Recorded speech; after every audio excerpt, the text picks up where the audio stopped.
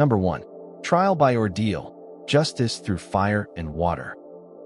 Before modern courts, justice in the Middle Ages was often decided by trial by ordeal, a system rooted in divine judgment. One method involved a suspect retrieving a stone from the bottom of a pot of boiling water. If their injury healed cleanly after 3 days, they were deemed innocent. Another involved walking 9 feet barefoot over red-hot plowshares. There was also the ordeal of water, where the accused was bound and thrown into a river. If they floated, they were guilty because water, being pure, rejected them. If they sank, they were innocent and hopefully rescued in time. Though brutal, these methods reflected the era's deep intertwining of law, superstition, and religion. In a world where God's will was believed to be ever-present, even justice bowed to the divine. Number 2. The Corpse Synod, a trial of the dead. In 897 AD, Pope Stephen VI ordered the corpse of his predecessor, Pope Formosus, to be exhumed and put on trial in what is now called the Cadaver Synod. Clad in full papal regalia, the rotting remains of Formosus were propped up on a throne in the Lateran Basilica.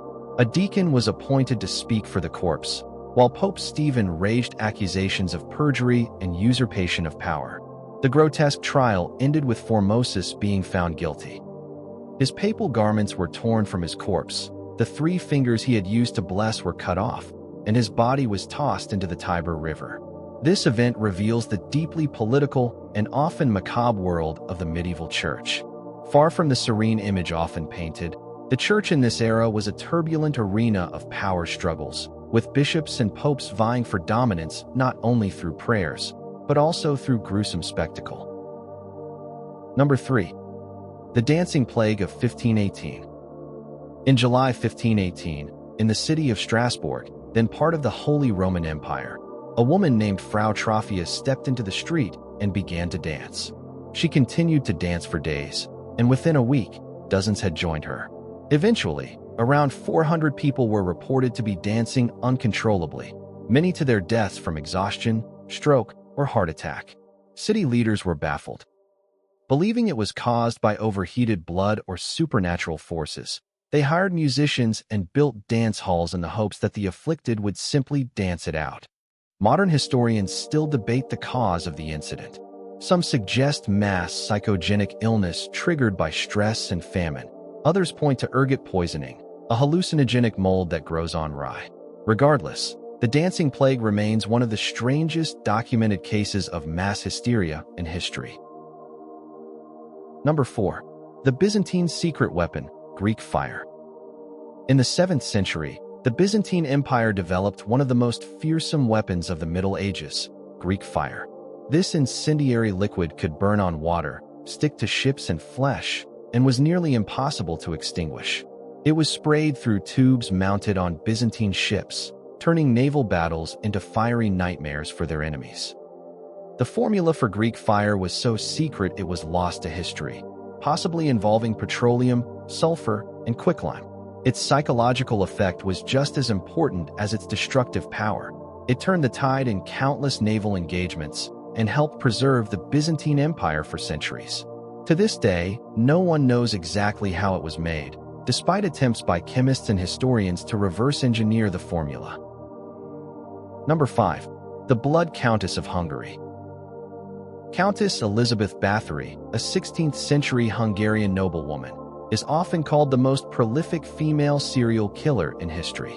Though her reign of terror began just after the Middle Ages, her tale reflects medieval themes of superstition, cruelty, and the abuse of power.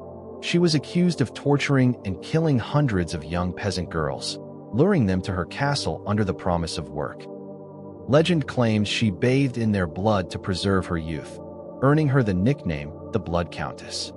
Bathory was eventually tried, not for the murders, which were difficult to prove, but for her crimes against noble women. She was sealed inside her castle for life. Whether she was truly guilty of all the atrocities or the victim of political conspiracy remains debated, but the terror her story spread throughout Europe was very real. Number 6. The Knight Who Fought a Snail. Across countless illuminated medieval manuscripts from England and France, knights are depicted in fierce combat with snails. No one is quite sure why. Some theories suggest the snail symbolized cowardice, death, or resurrection. Others propose that snails represented the slow-moving thread of the poor or the inevitability of death. Perhaps monks simply found it funny, a whimsical insertion in an otherwise solemn religious text. The recurring image is an odd but insightful peek into the humor, symbolism, and subversion lurking in medieval culture, often hidden in the margins of the page. Number 7. The Children's Crusade. In 1212, legends speak of thousands of European children setting out to reclaim the Holy Land, not with weapons, but with faith alone. The story goes that a boy named Stephen of Cloyes in France and another named Nicholas from Germany claimed to have received visions from Christ. They preached that their innocence would succeed where adult warriors had failed. Thousands of children, and likely poor adults, joined the movement. Most never reached Jerusalem. Many perished or were sold into slavery by unscrupulous merchants who promised to ferry them across the Mediterranean. Historians debate the true size and nature of the movement, but the story endured as a tragic and haunting symbol of misdirected zeal and manipulation. Number 8. The rise of the medieval university. The Middle Ages gave birth to the university system we know today. The University of Bologna, 1088, Paris, circa 1150, and Oxford, circa 1096, were among the earliest. Medieval universities were vibrant centers of debate, learning, and fierce intellectual rivalry. Students could study the trivium, grammar, rhetoric, logic, and quadrivium, arithmetic, geometry, music, astronomy. Theology reigned supreme, with scholars like Thomas Aquinas synthesizing Christian doctrine with Aristotelian philosophy. The student experience wasn't always ideal. Disputes with townspeople were common, and riots even led to temporary closures. Nevertheless, these institutions helped preserve and transmit knowledge, laying the groundwork for the Renaissance and the modern academic world. Number 9. The Black Death and the Flagellants.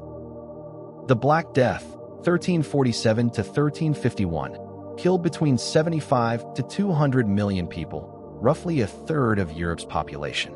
As cities crumbled and entire villages were wiped out, explanations varied wildly. Some blamed the Jews, others thought it was God's wrath, or that bad air, miasma, caused it. One response was the rise of the flagellants, groups of religious zealots who marched from town to town, whipping themselves in public rituals. They believed their self-inflicted pain would atone for the sins of the world and end the plague. Their processions caused chaos and spread terror, often inflaming anti-Semitic violence. Eventually, the church condemned them. But their existence underscores the desperation, fear, and spiritual confusion wrought by the deadliest pandemic in medieval history. Number 10. Charlemagne's elephant, a bullabos. Charlemagne, king of the Franks and Holy Roman Emperor, once received an extraordinary diplomatic gift from the Abbasid Caliph Harun al-Rashid, an elephant named a bullabos. The journey of the elephant from Baghdad to Aachen was an epic in itself, crossing seas, deserts, and mountains. A bullabos became a sensation in Charlemagne's court, a living symbol of the emperor's far-reaching power and prestige. Tragically, a bullabos died during a military campaign in 810. His presence in Europe, however brief, reflects the surprising interconnection between Christian Europe and the Islamic world during the Middle Ages, a relationship marked not only by crusades, but also diplomacy, scholarship, and trade. Number 11. The Siege of Antioch and the discovery of the Holy Lance.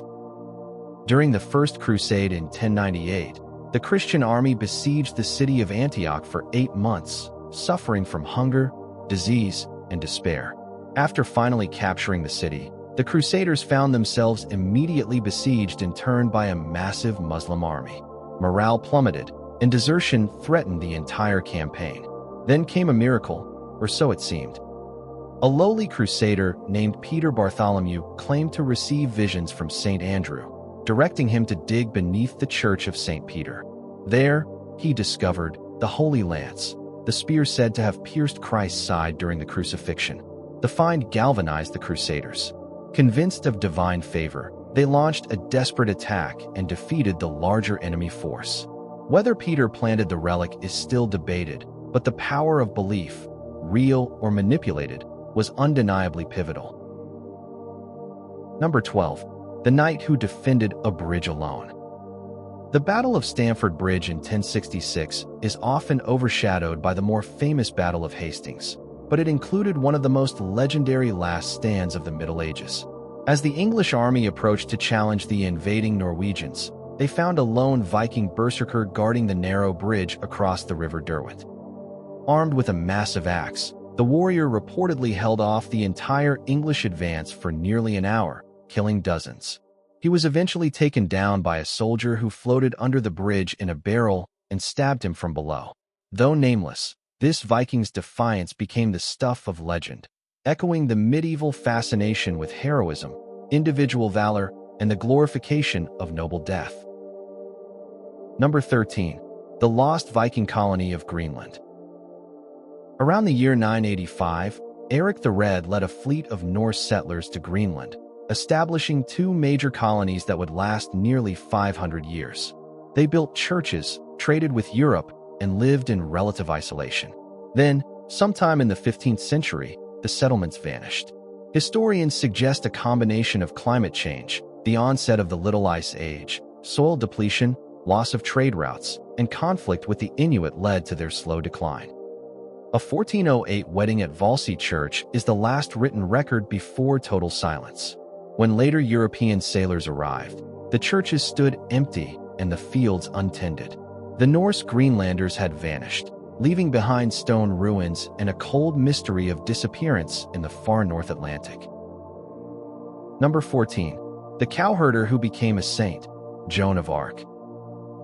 In 1429, during the 100 Years' War, a 17-year-old peasant girl named Joan of Arc walked into the court of the French Dauphin Charles and declared that heavenly voices had told her to drive the English out of France. Despite her lowly origins, she convinced military commanders and inspired an army. Clad in white armor, she led the French to a miraculous victory at the Siege of Orleans, breaking the English grip on central France. But her rise was short-lived. Captured by Burgundian allies of the English, she was tried for heresy, cross-dressing, she wore mail armor, and witchcraft. In 1431, Joan was burned at the stake. 25 years later, a retrial exonerated her, and in 1920, she was canonized as a saint. Her story remains one of the most powerful examples of religious conviction, gender defiance, and the volatility of medieval justice. Number 15. The Wars of the Roses and the Princes in the Tower. The Wars of the Roses, 1455 to 1487, were a series of civil wars between two rival branches of the English royal family, the House of Lancaster, Red Rose, and the House of York, White Rose. The throne changed hands multiple times, leaving chaos, betrayal, and bloodshed. One of the darkest episodes occurred in 1483, when 12-year-old Edward V and his younger brother Richard were placed in the Tower of London by their uncle, who soon declared them illegitimate and crowned himself King Richard III. The boys were never seen again. Their disappearance remains one of history's greatest mysteries. Skeletal remains found in the tower centuries later may be theirs, but no conclusive evidence exists. Whether Richard was the murderer or a scapegoat is still hotly debated. Number 16. The medieval robot, the monk automaton. One of the most surprising inventions of the Middle Ages was an early form of robot. A mechanical monk built around the year 1560 by the Spanish engineer Juanelo Turiano. Though technically post-medieval, it was designed in the context of religious devotion and medieval traditions. Commissioned by King Philip II of Spain, the automaton could walk, move its arms, beat its chest in prayer, and turn its head, powered entirely by a complex system of gears and springs. It was said to have been created in gratitude for the recovery of the king's son, who had been healed through prayer to a saint. The robot still exists today and can be seen at the Smithsonian. Its lifelike movement and spiritual purpose encapsulate the strange intersection of faith, engineering, and wonder during the medieval twilight. Number 17. the Cursed King and the Knights Templar. In 1307, King Philip IV of France arrested the entire order of the Knights Templar on charges of heresy, idol worship, and corruption. The real motivation was likely financial. Philip was deeply in debt to the order and sought to eliminate his creditors. Many Templars were tortured into confessing and burned at the stake, including their last Grand Master, Jacques de Molay. As he burned, de Molay is said to have cursed both the king and Pope Clement V, summoning them to judgment within the year. Astonishingly, both men died within months. Whether divine retribution or coincidence, the story fed centuries of Templar legend, and Philip IV became known as Philip the Accursed. The tale resonates as a chilling example of how power, greed, and religion collided in the Middle Ages. Number 18. The rise of Gothic cathedrals. The 12th to 15th centuries saw a breathtaking transformation of European skylines with the rise of Gothic architecture. Cathedrals like Notre Dame de Paris, Chartres, and Cologne were marvels of engineering and artistry, characterized by flying buttresses, ribbed vaults, pointed arches, and massive stained glass windows. Gothic cathedrals were not just places of worship, they were theological textbooks in stone and glass. The windows told biblical stories to an illiterate population. The sheer scale of the buildings was meant to evoke heaven on earth. Some took centuries to build, like Cologne Cathedral, which wasn't completed until the 19th century. The labor required was staggering, but the result was a legacy of sacred architecture that still inspires awe today. Number 19. The Islamic Golden Age and its influence on medieval Europe. While Europe struggled through the early medieval period, the Islamic world experienced a golden age of science, medicine, philosophy, and art. Centered in cities like Baghdad, Cairo, and Cordoba, figures like Avicenna, Ibn Sina, advanced medical knowledge far beyond what was available in Christian Europe. Mathematicians like Al-Khwarizmi, from whom we get the word algorithm, introduced algebra. Libraries like the House of Wisdom in Baghdad preserved and translated Greek and Roman texts that would later fuel the European Renaissance. Through Muslim Spain and the Crusades, this knowledge slowly filtered into Europe, sparking intellectual revival. Without the Islamic Golden Age, the West might have lost much of its classical heritage. Number 20. The Cowherd Who Saw the Stars, Gerbert of Aurillac.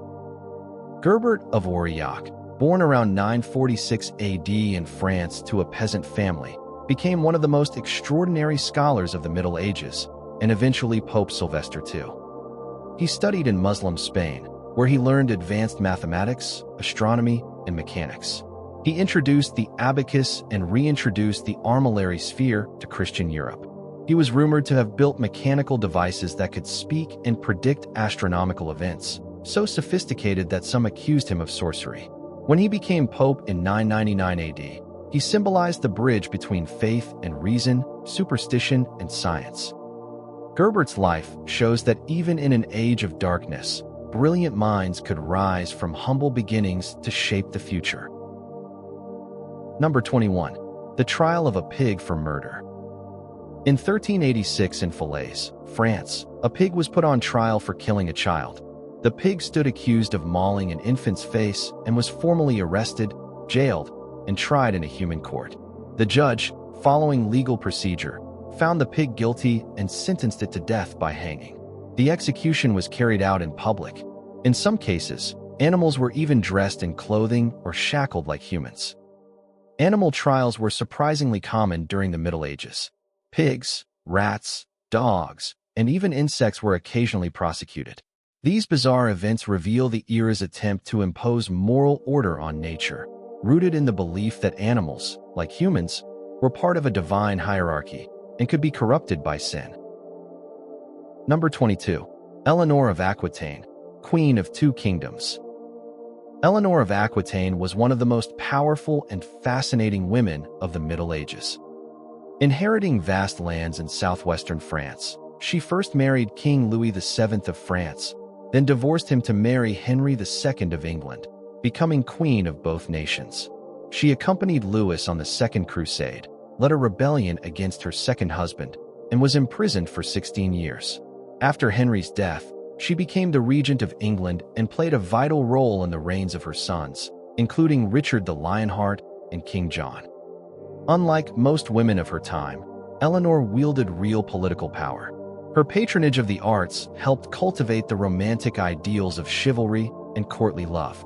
She died at 82, a rare longevity for her time, and left behind a legacy of strength, culture, and political cunning. Number 23. The Mongol invasions and the letter to the Pope. In the 13th century, the Mongols under Genghis Khan and his descendants devastated large swaths of Asia and Europe. Their terrifying speed and brutality shocked the medieval world. In 1245, Pope Innocent IV sent envoys to the Mongol court to ask them to convert to Christianity and stop their attacks. The Mongols responded bluntly: submit to the Great Khan or face destruction. The Mongol invasion of Eastern Europe left entire cities burned to the ground. But paradoxically, the Mongol Empire also helped open up trade and communication between East and West. The Pax Mongolica allowed merchants like Marco Polo to travel thousands of miles along the Silk Road, bringing stories, inventions, and even pasta to the West. Number 24. The man who survived being hanged, drowned, and disemboweled. In 1305, the Scottish knight William Wallace was captured by the English and brought to London for execution. His sentence was the full traitor's death. Hanged until near dead, cut down while still alive, disemboweled, castrated, then beheaded and quartered. His body parts were displayed across the kingdom. But Wallace had never sworn allegiance to the English king, making the charge of treason questionable. His execution turned him into a martyr for Scottish independence. Though his story was later heavily romanticized, especially in Braveheart, Wallace remains a potent symbol of resistance to tyranny. Medieval punishments could be unimaginably cruel, but they also often served political purposes, turning deaths into theater to terrify and control. Number 25. The manuscripts hidden in ice. In the remote alpine pass known as Col di Valdabia, researchers have found traces of medieval manuscripts and documents preserved in ice and snow. Some were carried by monks and pilgrims traveling over treacherous mountain paths between Italian and Swiss monasteries. Due to avalanches and storms, many were lost, or so it was thought. But the recent melting of glaciers has revealed satchels containing parchments and even wax tablets with medieval notes still legible. Some texts include devotional writings, prayers, and clerical records.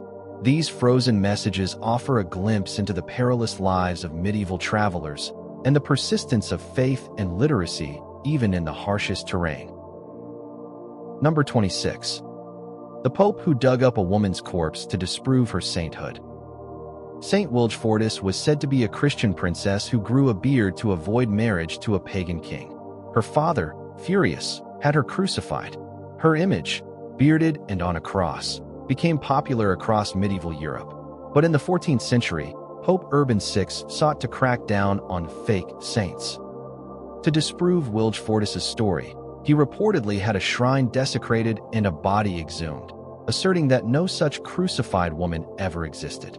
Despite this, her cult persisted for centuries, especially among women seeking liberation from unwanted marriages. Wilgefortis stands as a medieval symbol of resistance, gender defiance, and the power of storytelling to inspire, even against official opposition. Number 27. The cathedral built by a blind architect and the devil. According to legend, the Church of St. Thecla in Milan had an unusual builder. The blind architect sought supernatural assistance and made a deal with the devil to help him design a structure worthy of heaven. The devil agreed, but if any flaw was found, the architect would lose his soul. To protect himself, the architect designed the church so flawlessly that, at its unveiling, he was granted a miracle. He could see. The devil, enraged at being outwitted, fled, leaving behind claw marks on a pillar, still said to be visible. While clearly apocryphal, this tale is part of a broader medieval fascination with contracts, cleverness, and the omnipresent threat of damnation. Number 28. The Siege of Kaffa and the first use of biological warfare. In 1346, Mongol forces besieged the Crimean city of Kaffa, a Genoese outpost. When plague broke out in their camp, the Mongols reportedly hurled infected corpses over the city walls with catapults, hoping to spread the disease. The Genoese fled by ship, bringing the Black Death with them to Europe. Though debated among historians, this episode may represent one of the first deliberate uses of biological warfare in recorded history. The idea that the plague was weaponized and that its spread into Europe may have been an unintended consequence of siege tactics adds another chilling layer to the story of the pandemic. Number 29. The Curious Case of Margery Kempe. Margery Kempe was a 15th century English mystic, pilgrim, and eccentric whose autobiography is considered the first in English. She claimed to have visions of Jesus, Mary, and saints, and to have wept uncontrollably in spiritual ecstasy at the mere sight of a baby or beautiful face. Margery undertook pilgrimages to Rome, Jerusalem, and Santiago de Compostela. Along the way, she argued with clergy, was accused of heresy, and even stood trial for impersonating a nun. Her book, Dictated Because She Couldn't Write, offers a rare medieval window into the mind of a laywoman struggling with faith, madness, motherhood, and religious authority. Often dismissed in her own time, today she is celebrated as an early voice of spiritual autobiography. Number 30. The Green Children of Woolpit. In the 12th century, villagers in Woolpit, Suffolk, England, discovered two children, brother and sister, wandering near a wolf trap. Their skin was green, and they spoke an unknown language. Eventually, they learned English and explained they came from a place called St. Martin's Land, a twilight realm where the sun never shone. The boy died, but the girl survived. As her green hue faded, she assimilated into English society and lived a normal life. Explanations for the story range from a distorted folk tale about displaced Flemish children to theories involving alien visitors or parallel dimensions. Whether literal or allegorical, the Green Children's story captured medieval anxieties about outsiders, mystery, and the thin veil between the known and the unknown. Number 31. The Man Who Tried to Fly. In 11th century Andalusia, a Muslim polymath named Abbas ibn Firnas reportedly attempted one of the first human flights. Drawing inspiration from birds, he crafted wings made of silk and wood and leapt from a tower in Cordoba. To the amazement and horror of onlookers, he glided for several moments before crashing and injuring his back. Ibn Firnas was more than just a daredevil. He was also a poet, musician, astronomer, and engineer. His flight attempt, centuries before Da Vinci's sketches or the Wright brothers, reflects the remarkable scientific curiosity of the Islamic Golden Age and the broader medieval world's hunger for knowledge, even at great personal risk. Number 32. The Great Famine of 1315 to 1317. Before the Black Death, Europe was already suffering from one of the worst disasters in its history. From 1315 to 1317, relentless rain destroyed crops, rotted grain stores, and drowned livestock. The Great Famine followed. Millions starved. Parents abandoned children. Some resorted to cannibalism. Chroniclers reported people digging up graves to eat the dead. Crime surged, society frayed, and even kings were helpless. This crisis revealed the limits of medieval resilience in the face of climate and environmental catastrophe. It also weakened the population and economy, making Europe far more vulnerable when the plague struck just decades later. Number 33. The bizarre cult of the Holy Prepuce. Among the many relics venerated in the Middle Ages, none was stranger than the Holy Prepuce, the supposed foreskin of Jesus Christ. Multiple churches across Europe claimed to possess it, including sites in France, Italy, and Germany. Theologians debated whether Christ's resurrected body would have included his foreskin. Some claimed it had ascended into heaven or become the rings of Saturn. Others fiercely protected their version of the relic, using it as a source of prestige and pilgrimage income. The Vatican eventually banned discussion of the Holy Prepuce in the early 20th century, but during the medieval period, the relic was treated with absolute reverence, reflecting a time when physical objects were believed to carry real, divine power. Number 34. The Viking who became a Muslim prince. The tale of Yunus al-Viking, or John the Viking, appears in Islamic chronicles describing Norsemen who traveled into Muslim lands, not as raiders, but as merchants and soldiers. One such Norseman is said to have converted to Islam and risen to high rank under the Abbasid Caliphate in Baghdad. These stories align with what we know from archaeology, Viking swords, Arabic coins, and Muslim grave markers found in Sweden and Russia. The Norse traded extensively through the Volga River system, reaching deep into Central Asia. This forgotten interaction paints a more complex picture of the so-called Dark Ages, a time of surprising cultural exchange, not just war and isolation. Number 35. The alphabet that saved a people, Glagolitic script. In the 9th century, Byzantine missionaries Cyril and Methodius invented a new alphabet, Glagolitic, to help convert the Slavic peoples to Christianity. This script allowed them to translate religious texts into local languages, promoting literacy and religious independence. Glagolitic later evolved into Cyrillic, still used in Russia, Bulgaria, and other countries today. But in some Croatian communities, Glagolitic endured independently for centuries, used in church books long after Latin dominated Catholic worship. Its creation is one of the great intellectual feats of the Middle Ages.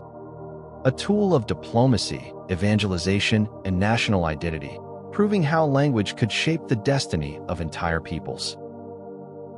Number 36. The medieval love potion industry. In medieval towns, apothecaries, midwives, and cunning folk sold love powders, enchanted foods, and magical charms designed to inspire passion or fidelity. Recipes might include herbs like mandrake or mugwort, bits of fingernail, or even menstrual blood. Love potions blurred the line between medicine, magic, and sin. The church condemned them as witchcraft, but people used them anyway, especially in the pursuit of advantageous marriages or forbidden affairs. One 15th-century woman in England was tried for using a love charm on a priest. Her case reveals both the desperation of medieval love and the paranoia of religious authorities determined to root out unnatural influence over the human will. Number 37. The Ghost Army of the Barghest. In northern England, medieval folklore warned of the Barghest, a monstrous black hound said to haunt the countryside, especially near death or war. Some legends claimed it led a ghostly army of spirits across the moors, seen before major disasters. The Barghest is part of a wider European tradition of spectral dogs, the Black Shuck in East Anglia, the CWN and of Wales, and the Gabriel hounds of France. These creatures symbolized death, judgment, or ancient spirits of the land. In the Middle Ages, even educated people believed in omens.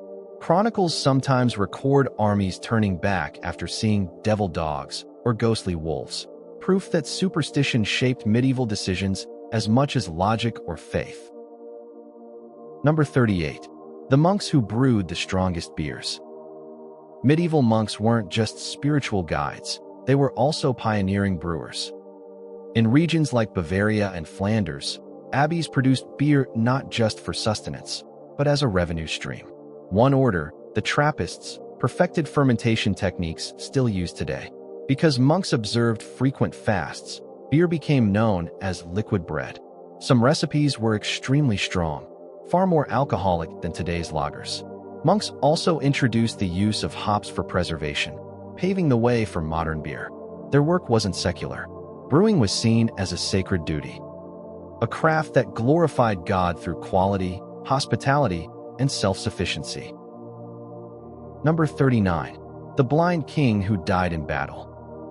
John of Bohemia, a king blinded by illness in his later years, still insisted on fighting at the Battle of Crécy in 1346. He ordered his knights to tie their horses together and lead him into the melee. Charging blindly into the thick of the English line, he fought valiantly and was killed alongside his retainers. His crest was later adopted by the Prince of Wales, 3 white ostrich feathers, and the motto, Ich dien, I serve. Even in death, John's bravery became legend. To medieval chivalric culture, courage and loyalty mattered more than survival. especially when demonstrated by a blind king riding to his doom. Number 40. The time Paris fell silent, the Beast of Gavaudan. Between 1764 and 1767, a bit after the Middle Ages, but still steeped in medieval mentality, rural France was terrorized by a creature known as the Beast of Gavaudan. It killed over 100 people, mostly women and children. Witnesses described a wolf-like creature of unnatural size, cunning, and bloodlust. Panic spread. The king sent professional hunters. Priests blamed divine punishment. Some thought it was a werewolf or even a demonic spirit. Eventually, a giant wolf was killed and displayed as the beast. But the attacks continued. To this day, no one knows the true identity of the creature or creatures behind the killings. The episode reveals how even as the Enlightenment dawned, the medieval obsession with monsters, sin, and divine judgment still gripped the public imagination. Number 41. The surgeon who performed brain surgery in the 10th century. In an era often stereotyped as medically primitive, a 10th century Spanish physician named Albucasis, Abu al-Qasim al-Zahrawi, was performing complex surgeries, including early forms of brain surgery. Known as the father of modern surgery, he wrote a 30-volume medical encyclopedia used in Europe for over 500 years. Albucasis described surgical tools, anesthetics, and procedures in remarkable detail. His work included methods for treating head injuries, setting bones, and performing cesarean sections, centuries ahead of his time. His influence shows how the Islamic and Iberian worlds preserved and advanced medical science, while much of Europe still relied on bloodletting and astrology. Number 42. The Pope who was almost a woman. One of the most enduring medieval legends is that of Pope Joan, a woman who allegedly disguised herself as a man and rose through the ranks of the church, eventually being elected pope. Her deception was supposedly uncovered when she gave birth during a procession.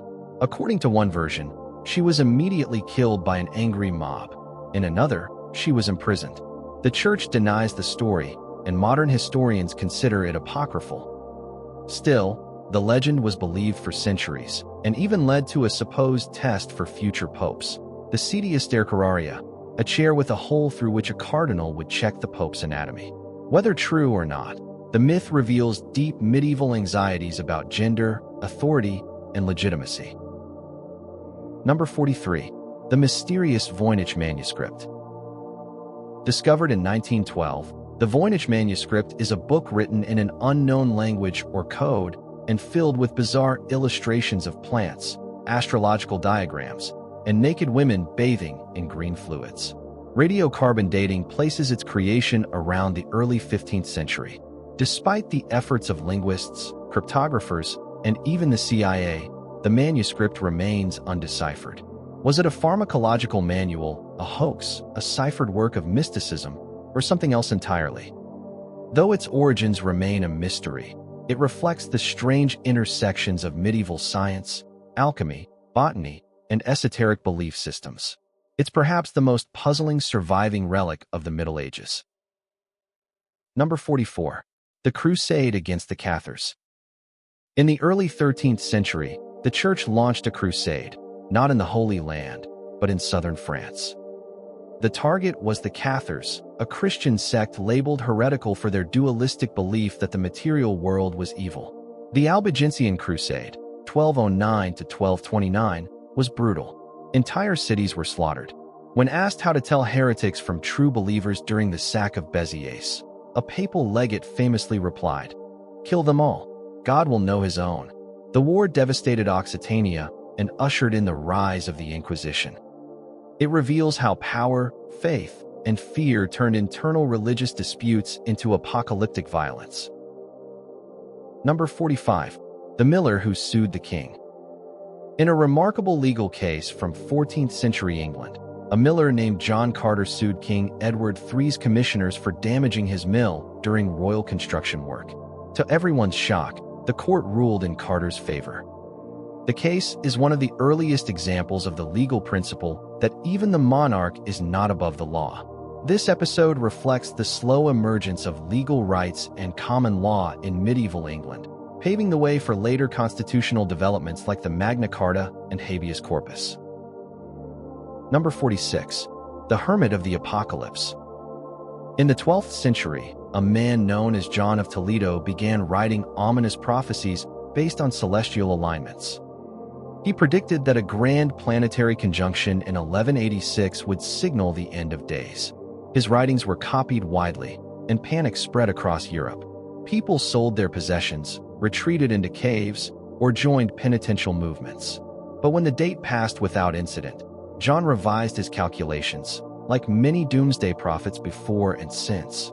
His fame as a hermit prophet demonstrates the medieval obsession with astrology, apocalypse, and divine warning. A mindset that saw every eclipse or comet as a possible herald of the end. Number 47. The chess-playing automaton that fooled Europe. In the late 18th century, an automaton known as the Turk toured Europe, appearing to play chess against human opponents. It defeated kings, nobles, and grandmasters. Though post-medieval in date, the device was designed in the aesthetic of medieval mysticism and wonder. It was later revealed to be a hoax. A skilled human chess player was hidden inside the machine, but for decades, it inspired awe and terror. Many believed it to be powered by demonic forces or ancient Arab sorcery. The fascination with the Turk reflects the lingering medieval enchantment with mechanical marvels, clockwork, and the boundary between man and machine. Number 48. The monastery that created the Devil's Bible. The Codex Gigas, also known as the Devil's Bible, is a 13th century manuscript believed to be the largest medieval book in existence, measuring nearly 3 feet tall and weighing over 165 pounds. Legend says it was created by a monk in one night after he made a pact with the devil to avoid execution. The book contains the entire Bible, along with medical texts, magical formulas, exorcism rites, and a full-page illustration of Satan himself. While the legend is almost certainly false, it probably took decades to complete. The Codex Gigas is real, and it remains one of the most eerie and impressive medieval artifacts, combining faith, superstition, and artistic grandeur. Number 49. The Rise and Fall of the Dancing Goats. Coffee in the Middle Ages. According to legend, a 9th century Ethiopian goat herd named Kaldi noticed his goats dancing after eating berries from a certain bush. Curious, he tried them himself and experienced a burst of energy. Word spread, and the beans were soon being used in Sufi monasteries across the Islamic world to aid in all-night prayers. Coffee made its way to the Middle East, where it became a staple of Islamic intellectual and religious life. Although Europe wouldn't embrace it widely until the Renaissance, some medieval monks were aware of the strange beverage from travelers and pilgrims returning from the East. Coffee's early story blends faith, pharmacology, and cross-cultural exchange, born from mystical ritual and shepherd curiosity. Number 50.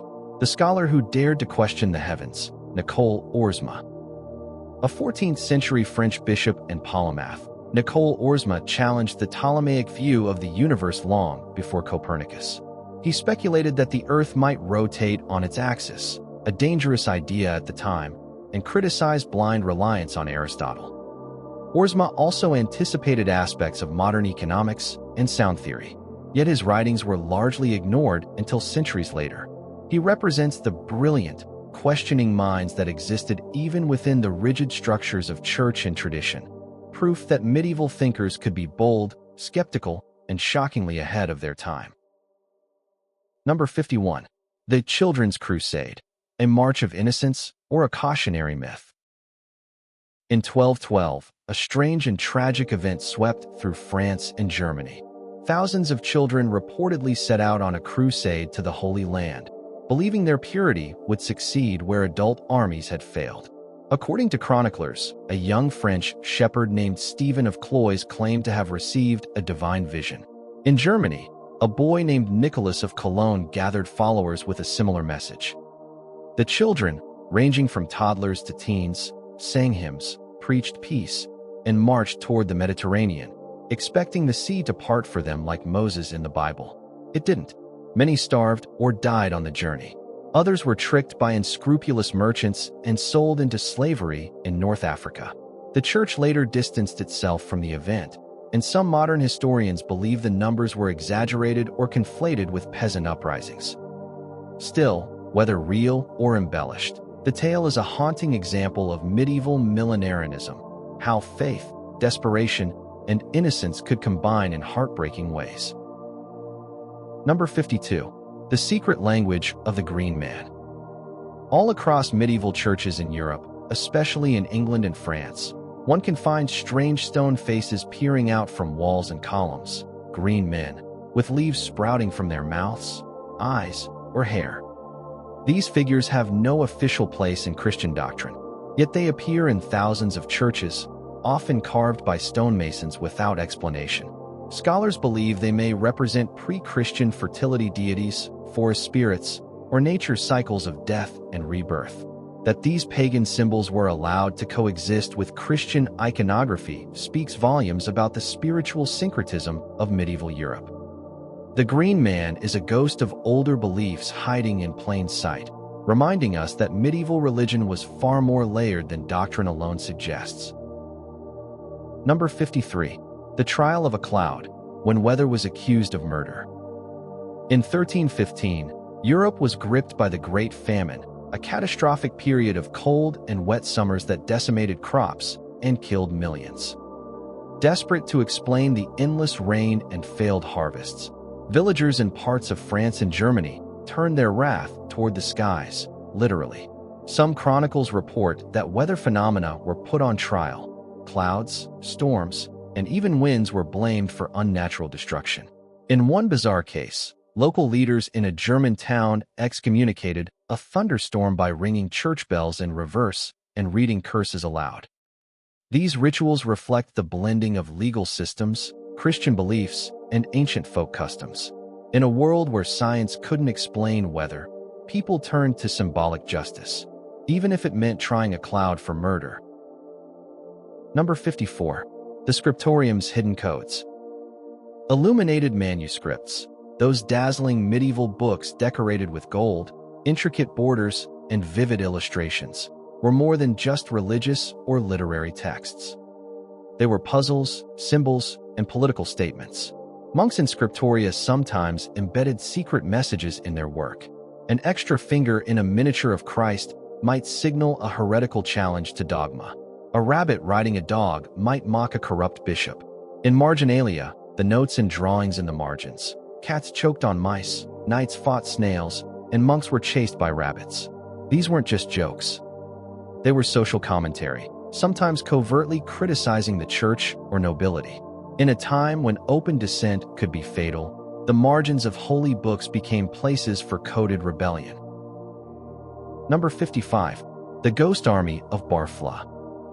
In the early 12th century, witnesses in the French port of Barfla claimed to see a phantom army marching across the sky. Hundreds swore to the event, describing shimmering figures, spectral banners, and the sound of invisible hoofbeats. Some interpreted it as a sign of war, others as a mass vision of purgatory. What's chilling is that within months, the White Ship disaster struck, an infamous shipwreck that killed the heir to the English throne and plunged England into civil war, the anarchy. Whether coincidence or myth, the vision of the ghostly army became one of medieval Europe's most famous portents. It speaks to how deeply omens and celestial events were woven into political consciousness. Number 56. The eyeglasses revolution. While spectacles seem like a modern invention, eyeglasses were developed in the late 13th century, likely in Italy. The first versions used convex lenses to aid the farsighted and were made of quartz or blown glass. This quiet innovation had profound implications. It allowed aging monks, scholars, and scribes to continue working well into old age, increasing the output and preservation of texts. Some historians believe eyeglasses extended intellectual productivity by decades. By the 14th century, Venice was mass-producing lenses, and glasses began to appear in art, often worn by wise men or doctors, symbolizing clarity and intellect. They are a prime example of how seemingly minor inventions in the Middle Ages sparked lasting transformations in literacy and science. Number 57. The cathedral that took 600 years to build. Cologne Cathedral in Germany began construction in 1248 and wasn't finished until 1880. Spanning over 6 centuries, its completion was delayed by wars, funding issues, and shifting priorities. But it remained an enduring symbol of faith and identity. The sheer ambition of its design, soaring Gothic spires, enormous stained glass windows, and intricate carvings, represented humanity's yearning to reach heaven. By the time it was completed in the 19th century, it became not just a place of worship, but a symbol of national pride, medieval heritage, and architectural wonder. Its story is a monument to persistence, devotion, and the strange arc of time that defines medieval projects. Number 58. The dog who was knighted. In 14th century France, a greyhound named Guinefort gained a local cult following as a saint, especially among rural peasants. The story goes that Guinefort protected a baby from a snake, but was mistakenly killed by its master, who thought the dog had harmed the child. When the mistake was discovered, the grieving family buried Guinefort with honor. Locals began to visit the site, praying for protection of infants and cures for illness.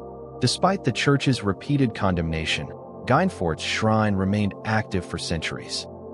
His tale underscores both the deep folk spirituality of the Middle Ages and the blurred boundaries between saint, myth, and animal. Number 59. The book that banned laughing monks. The Rule of Saint Benedict, the foundational guide for Western monastic life, emphasized silence, prayer, and humility. But by the later Middle Ages, some orders took things further. In some monasteries, laughing was banned altogether, seen as a gateway to temptation or distraction from God. Excessive mirth was considered dangerous. Some monastic punishments even included flagellation or public confession for those caught laughing. This might seem extreme, but it reflects a worldview where joy was considered something to be controlled and spiritual seriousness a virtue. Yet, as other records show, monks often broke this rule. Writing humorous poetry, playing practical jokes, and secretly enjoying wine or games. Even in the strictest cloisters, human nature found its way in. Number 60. The abandoned city of Ani, a medieval metropolis frozen in time. Once a thriving capital of the Armenian Bagratid Kingdom, Ani was known in the 10th and 11th centuries as the city of 1,001 churches. It rivaled Constantinople and Baghdad in size and splendor, home to over 100,000 people and filled with architectural marvels. Then came earthquakes, invasions, and shifting trade routes. By the 14th century, it was in decline. By the 18th century, it was empty. Today, Ani lies on the Turkish-Armenian border, largely uninhabited, a haunting time capsule of medieval urban life, with partially intact churches, mosques, palaces, and walls. Its fate is a powerful reminder of how even the greatest cities of the Middle Ages could be forgotten by time, left as ghostly echoes on windswept plains. Number 61. The Forbidden Love Letters of Abelard and Heloise.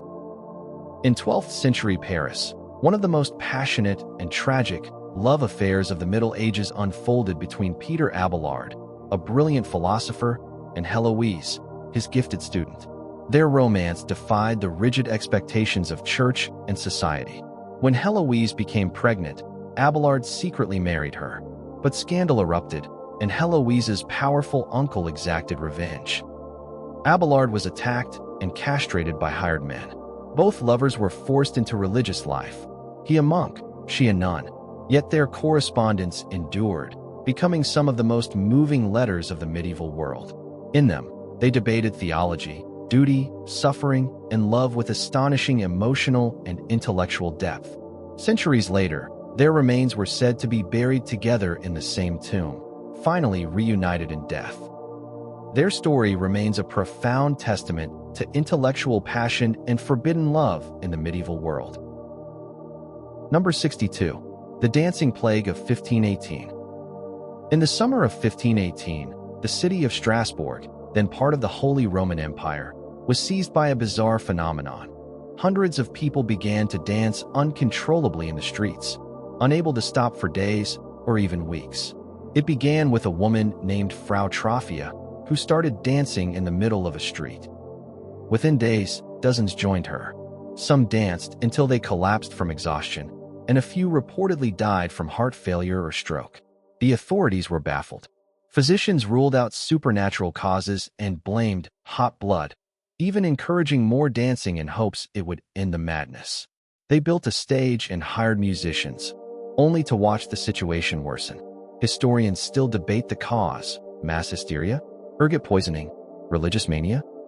Whatever the explanation, the dancing plague reveals how psychological distress could manifest physically in the intensely superstitious and stressful conditions of medieval life. Number 63. The fearsome female warriors of the Mongol horde.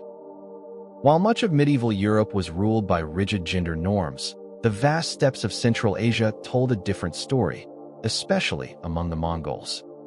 Though often overshadowed by Genghis Khan and his male generals, there were Mongol women warriors who fought, led, and ruled. The most famous was Kudalin, a niece of Kublai Khan. A fearsome rider and wrestler, she challenged her suitors to wrestling matches, declaring she would only marry a man who could defeat her. None succeeded. Legend says she collected 10,000 horses in bets from defeated men. Mongol women rode horses, hunted, wielded weapons, and advised in councils. Their power was rooted in the nomadic lifestyle, which demanded adaptability and resilience from all genders. Their story offers a striking contrast to the medieval European ideal of the passive noble woman, and a glimpse into a more egalitarian warrior culture. Number 64. The Sultana who ruled the Delhi throne. In 13th century India, the Delhi Sultanate saw an extraordinary ruler ascend the throne, Razia Sultana, the only female monarch of the dynasty. Born to Sultan Iltutmish, Razia was educated in politics, military strategy, and theology, unusual for a woman at the time. Upon her father's death, she took power in 1236, dressed in male attire, held court unveiled, and led armies into battle. Her bold leadership sparked resistance among conservative nobles, but she proved politically and militarily astute. She was eventually betrayed and killed in 1240, but her reign left a powerful legacy. Razia's story illustrates the potential for female leadership in a world often thought to be completely closed to it, and how ambition and intellect could sometimes break through centuries-old norms. Number 65. The lost Viking colony of Greenland. In the 10th century, Norse settlers led by Eric the Red established thriving colonies on the coasts of Greenland, long before Columbus sailed west. These settlers built churches, farmed cattle, and even traded with Europe, despite living on the edge of the known world. For nearly 500 years, they survived the harsh climate, then suddenly disappeared in the 15th century. Why? Theories include the Little Ice Age, soil erosion, isolation from Europe, and even attacks from Inuit populations. But the most haunting possibility is that they simply starved, unable to adapt their European farming ways to a worsening climate. Their abandoned settlements, complete with crumbling churches and forgotten farms, still dot Greenland's coast, a silent testimony to Viking endurance and eventual collapse at the edge of medieval civilization. Number 66. The manuscript made of human skin. Among the most infamous books of the Middle Ages is the Codex Gigas, also known as the Devil's Bible. Created in the 13th century in Bohemia, the massive tome weighs 165 pounds and contains the entire Bible, historical texts, magical formulas, and more. Its most chilling feature? A full-page illustration of the devil, unusual for any manuscript of the time. But darker still is the theory that parts of the book were bound in human skin, a practice known as anthropodermic bibliopagy. While the claim is debated, other confirmed examples from the era exist. Legend holds the codex was written by a monk in a single night, aided by Satan himself. While apocryphal, the tale reflects the medieval fascination with the boundary between sacred and profane, and the fear of knowledge that trespassed too far. Number 67. The medieval sky battle over Nuremberg. On the morning of April 14, 1561, residents of Nuremberg, Germany looked up to see a terrifying spectacle in the sky. Chroniclers described spheres, crosses, and tubular shapes engaged in aerial combat. The event lasted for over an hour and ended with a fiery crash outside the city. A woodcut published later depicted dozens of strange shapes above the town. Some modern theorists have claimed it was a UFO sighting. Others suggest atmospheric phenomena like sundogs or meteorological illusions. But to the medieval mind, this was a sign, perhaps of divine wrath, apocalyptic battle, or cosmic warning. It reflects how astronomical events were interpreted through a lens of fear, faith, and speculation. Number 68. The glass windows that sang with light. One of the most breathtaking artistic achievements of the Middle Ages was the invention of stained glass, especially in Gothic cathedrals like Chartres, Notre Dame, and York Minster. But these windows weren't just decorative. They told complex biblical stories and pictures, offering visual sermons for illiterate peasants. Colors had symbolic meaning: deep blues for purity, red for sacrifice, gold for divinity. Some monks even believed that when sunlight streamed through these windows, it carried divine light itself, transforming the church into a heavenly space. To medieval minds, these glowing masterpieces weren't just beautiful. They were portals to the sacred, and their creation was a kind of visual theology. Number 69. The heretic who defied a pope with a telescope.